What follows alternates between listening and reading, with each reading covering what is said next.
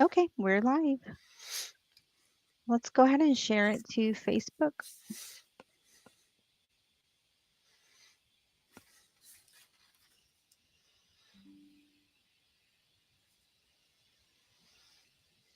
Hello. Good morning, everyone.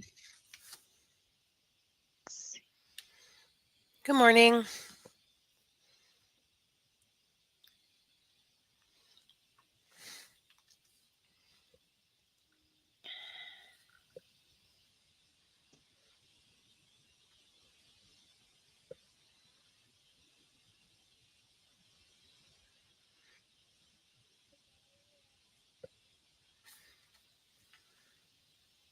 We're sharing it on Vanessa's page.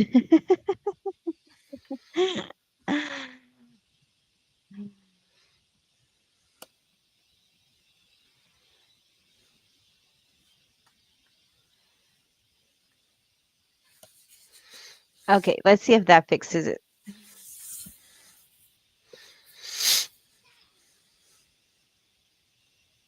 Nope, it has ended. It's still on there. Oh, here we go. I had accidentally selected Vanessa's main profile. Okay, hi everyone. Let's see. I'm trying to get it to go to the correct. There we go.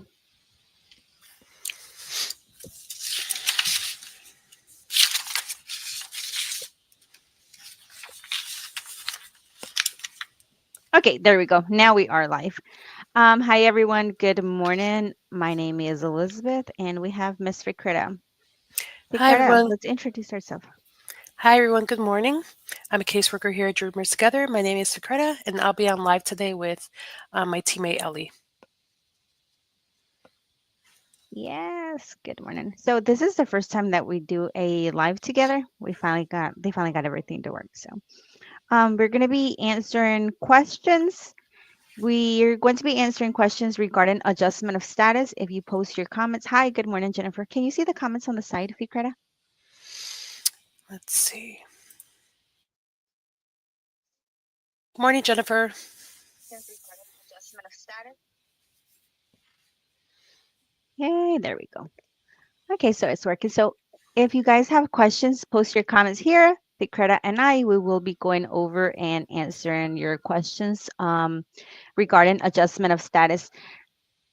I know we were talking, Fikreta, about the RFEs not moving, the hmm 40 credits, the RFEs for the 40 credits. And I actually saw a case yesterday that they did get the RFE for the missing I-864.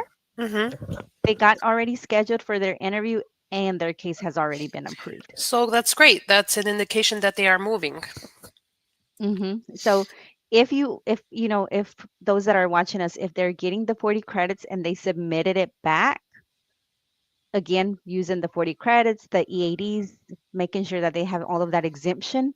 hmm I actually have another person that also got an RFE and he already has also been scheduled for an interview within the next few weeks. So they're starting to pick up on those RFEs for the 40 credits. So that's good. We were kind of, worried there for a few months Yeah. because I think it's taken like 5 months since they responded for them to pick Yes. that case back up and proceed.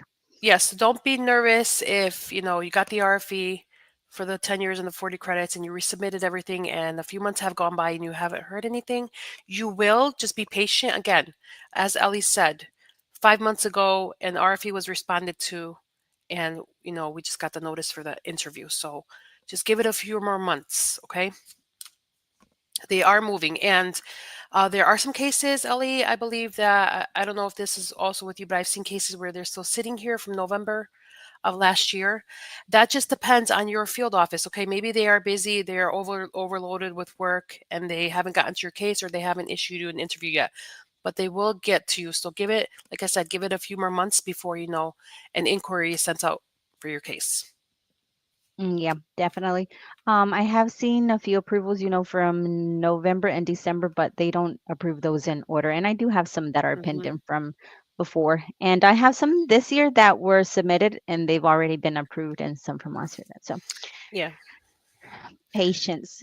yeah. They don't work in order, not at all. Nope. Hello, Perla. Mm. Hello, good morning, Perla. Um, make sure that you are, again, just double checking. If you don't have the 40 credits and you want to avoid the, the RFE altogether, and the petitioning sponsor makes enough for your household, or if you can combine and make enough for your household and you really want to get rid of that RFE completely, I suggest just filing that IA-64, keeping your case moving. But sometimes, the petitioner does not make enough, so the only other option is getting hit with that RFE. Correct. That's true. And for those of you that, choose the traditional I-864 route, always remember that your petitioner is looking at the tax return transcripts. They are looking at the total income line.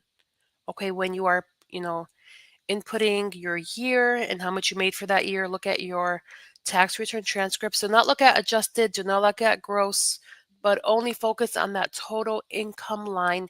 That is the number you're going to take, and that is the number you're going to input for each tax year. So, for instance, or for example, 2024 tax return transcripts, locate the total income line and input that amount on the I-864.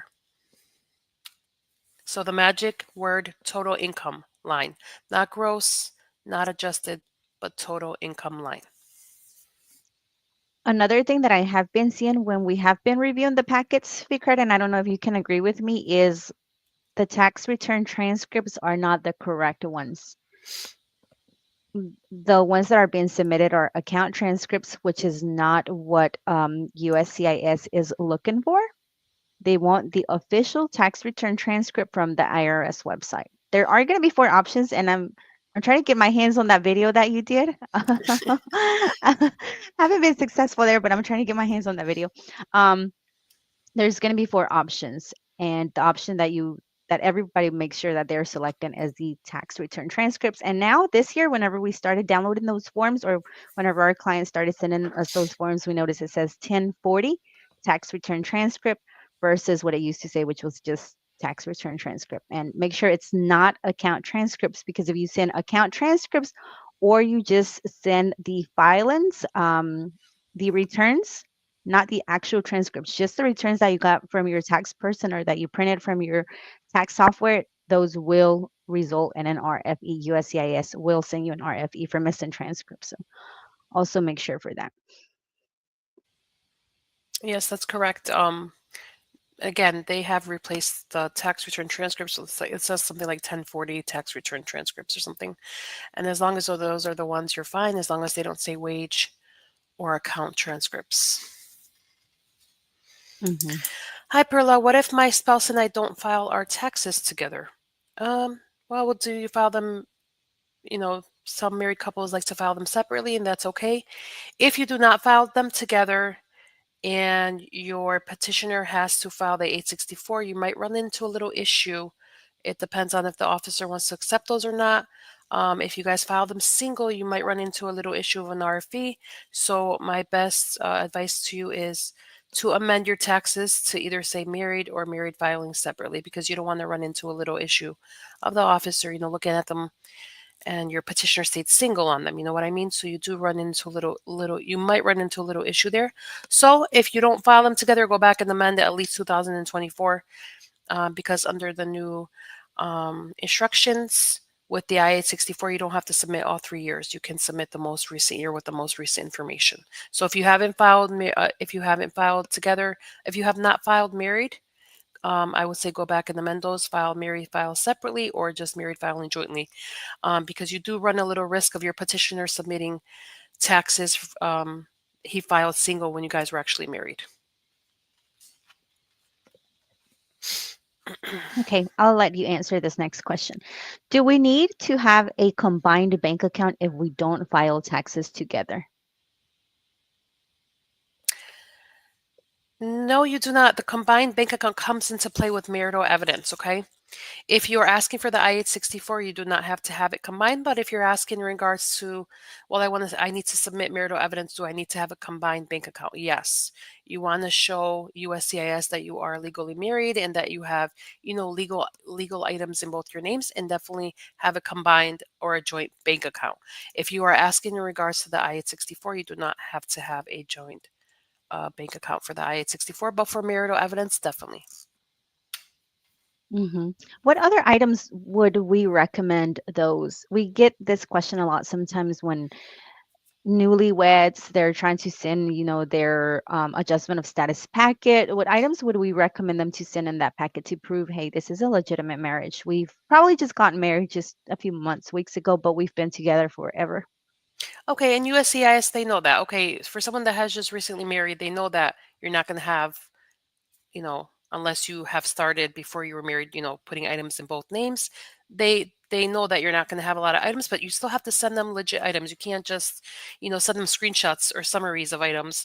I would say have at least five notarized letters from family and friends, at least five of them stating, that they're attesting to the marriage being real and how long they've known you guys. You know what I mean?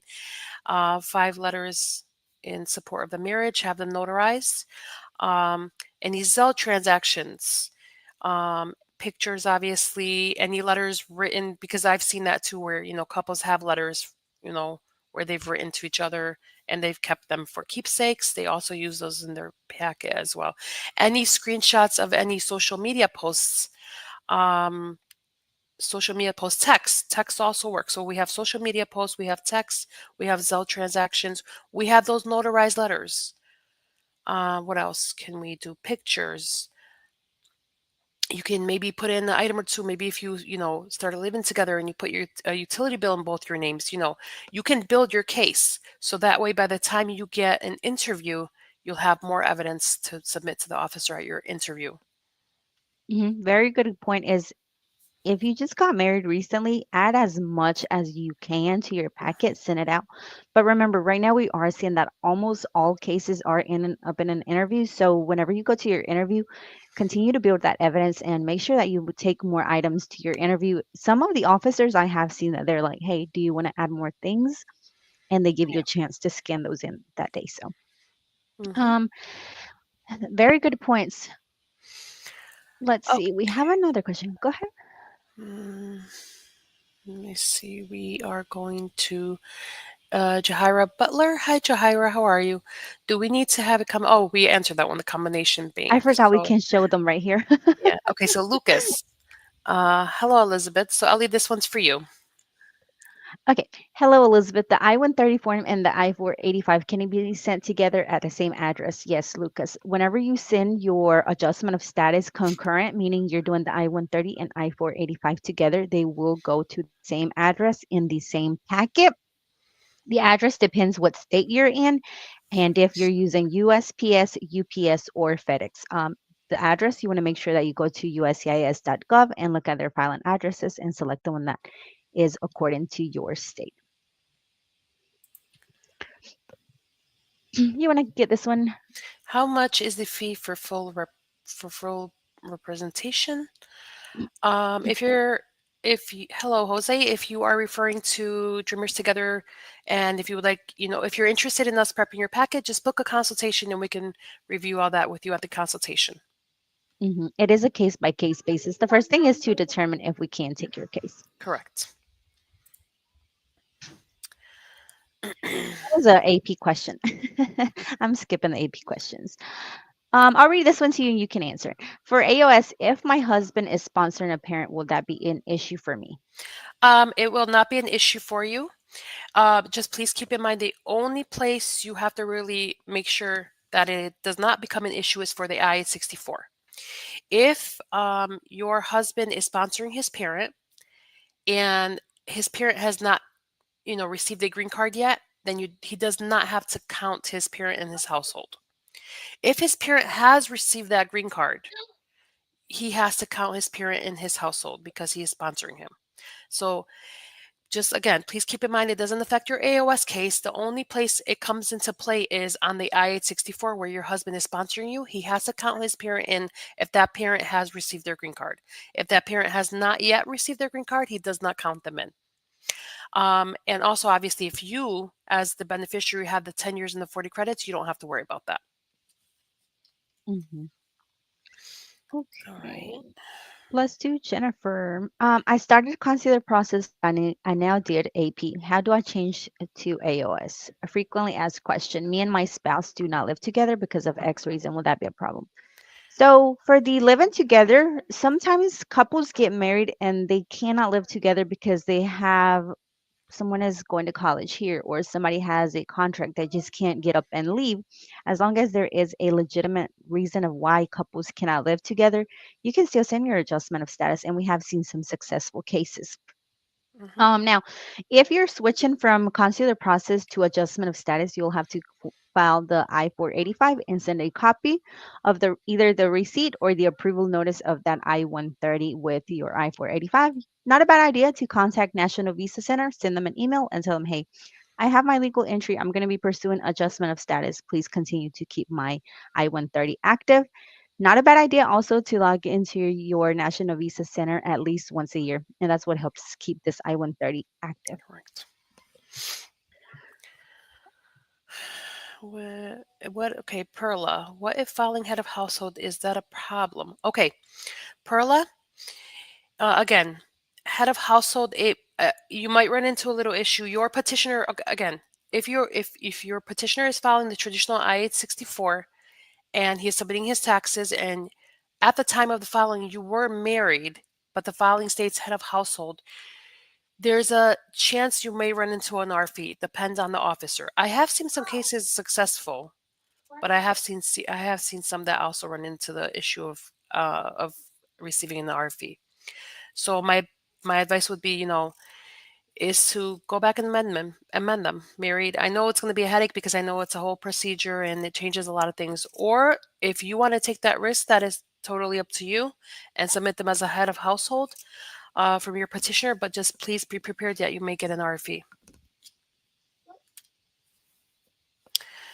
Sekhmet Gonzalez, do you guys assist with DACA ARS requests under VAWA? No, we do not. We do not. VAWA is not within our scope right now, but we have some great attorneys that may be able to assist you. Just go into our AOS Facebook group and you'll see our great list of attorneys in there. Yasmin Rivera, will a misdemeanor for a traffic violation that was paid off be an issue for AOS? It was in 2017. Okay, so um, it depends on what the misdemeanor was and if it has been paid off and it's not it's not seen as anything else besides a misdemeanor in your state, you should be fine. But um, I would definitely say check with your state, make sure this is a misdemeanor and a traffic violation that was paid off, and it has nothing to do with felonies or anything like that. And sometimes for these charges, it's harder to say it in the live because we don't look at the paperwork. Yeah. If we were to actually look at the paperwork, it would be easier for us to make a determination. This is kind of just a, general question.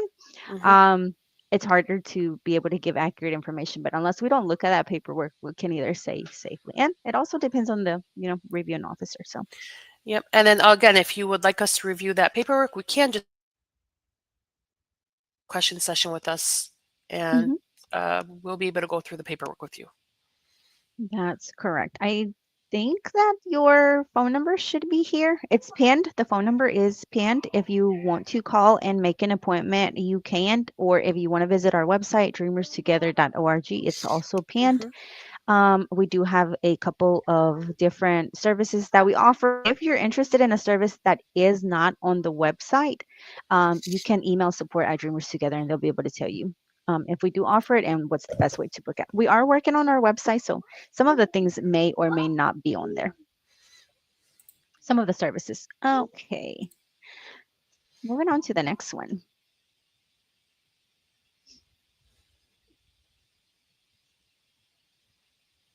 You want to get that one? Or you want me to get Yes, I don't mind. it? Hello, Rod.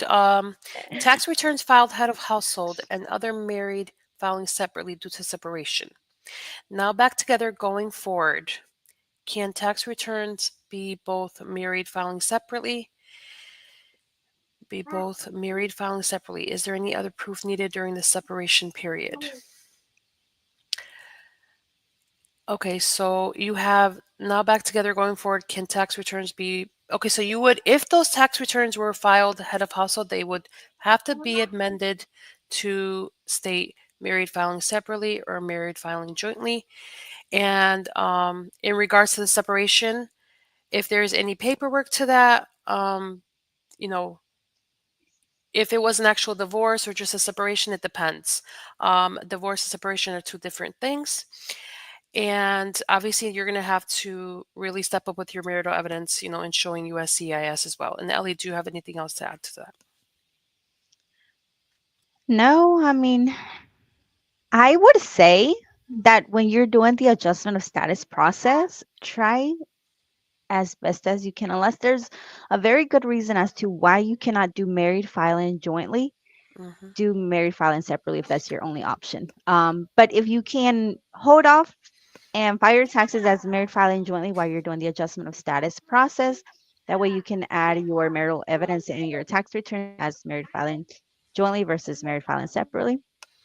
Now, we have seen some cases where they don't have another option because child support is owed or it puts them in a different tax bracket. And that's okay because they have a legitimate reason as to why it was filed that way. So also, keep in mind that. Breeze says, if my daughter petitions for me, what do we need to send her taxes and our taxes married filing jointly? Would it be a problem since my husband has ITIN? It depends, Briss. If you as the beneficiary does not have 40 credits with the Social Security Administration, then you would have to send your petitioner's tax information.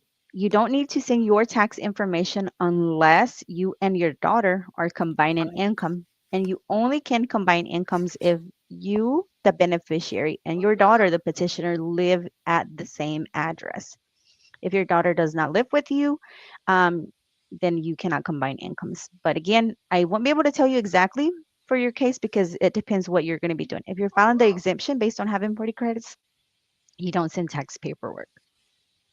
But it's, I'm sorry, Fee, go ahead. No, that's okay. No, no, that's okay. Go ahead.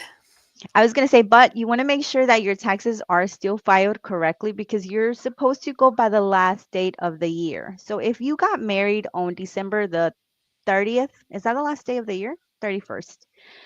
The last day of the year, if you got married, then whenever you file your taxes, you're supposed to either do married filing jointly or married filing separately. Not single, even though you were single for the majority of the year. And that's, Correct. I think, something that gets almost everybody is they're being advised, well, you're going to get more money if you do single. You're going to get more money if you're going to do head of household. You IRS can come back and get you, and they can consider it fraud. Forget about USCIS. Worry about IRS. Hmm.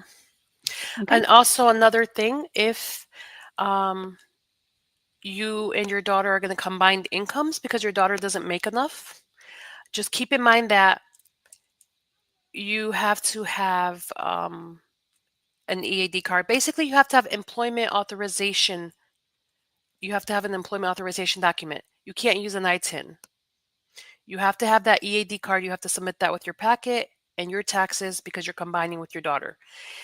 Now, if your husband has an ITIN, it's not going to be a problem because as long as you work as, like, let's say, the mother of that child that's petitioning for you, and you can show income, it will not cause a problem if your husband has an ITIN because you're using your income. You have a legit employment authorization document, and you can prove that by showing that document to them along with your taxes and your pay stubs, and leave. That's good. Yep, that's correct. This one, my husband will apply for a T visa. A T visa, okay. He will list me as derivative. Will I lose DACA if he is denied? Do you want to answer that one, Fee? Um, it's actually out of our scope, but Again, refer back to our Facebook page, and we have lots of attorneys on there that, deal with these types of cases all the time, and they are great. They are vetted attorneys, and they are on our list, so reach out to them. We have one more minute. So if you guys have questions, ask away. Now is the time. We will come back Wednesday, next Wednesday, right? Hmm. Next Wednesday, stay tuned. We're going to be coming back as well next week and answering more questions. I totally forgot to say that we are also, bilingual. We speak Spanish. So if you have questions in Spanish, but I just got carried away.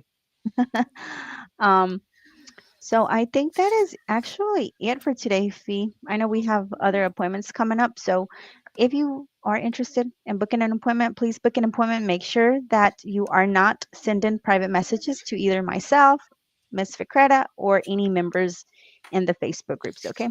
We don't respond to private messages on Facebook. We only do our emails, and that keeps everybody safe. You know who you're dealing with.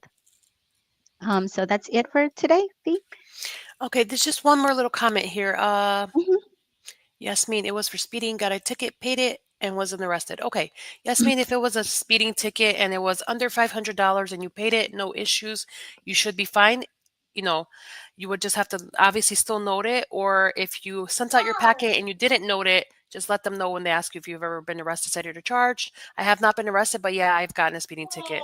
Now, if that speeding ticket is over $500, you need to show them proof that it was paid off.